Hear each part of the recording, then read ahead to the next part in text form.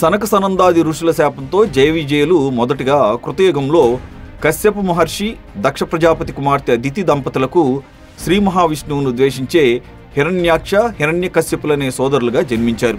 హిరణ్యాక్షుడు తన ఆధిక్యతను చాటుకునేందుకు దేవతలపైకి దండెత్తి వారి సంపదలన్నీ కొల్లగొట్టి వారిని భయభ్రాంతులకు గురి చేసేవాడు.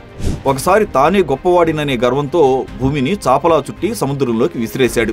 భూదేవి విష్ణుమూర్తిని రక్షించమని వేడుకోగా వరాహస్వామిగా అవతరించి సముద్రంలోంచి భూమిని తన మూతిపై పెట్టుకుని హిరణ్యాక్షునితో భీకర యుద్ధం చేసి అతన్ని సంహరించి భూదేవిని రక్షించాడు. తన సోదరుని మరణంతో ప్రతీకారిచ్ఛతో రగిలిపోయిన హిరణ్యకశ్యపుడు ఘోరమైన తపస్సు చేసి బ్రహ్మ నుంచి పగలు కాని రాత్రి కాని ఇంటి లోపల గాని ఇంటి బయట గాని దేవదానవుల చేత గాని మనిషి చేత గాని జంతువు చేత గాని ఎలాంటి ఆయుధంతో గాని చావు రాకుండా వరాలు పొందాడు. దాంతో అతడు దేవతలను విష్ణు భక్తులను అనేక హింసలకు గురిచేసేవాడు.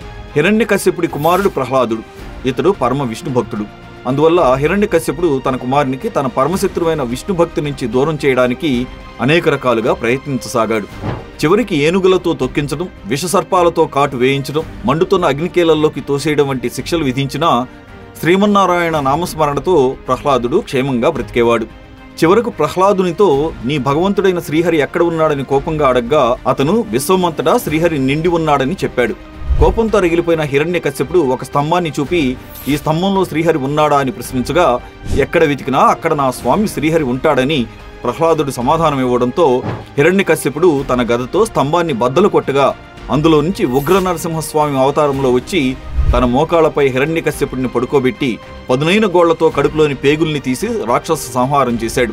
ఈ విధంగా జయ విజయులు శ్రీహరిని ద్వేషించే హిరణ్యాక్ష హిరణ్యకశ్యపులుగా అవతరించి వరాహ నరసింహావతారాల్లో ఆయన చేతిలో సంహరించబడి తమ మొదటి జన్మను చాలించారు.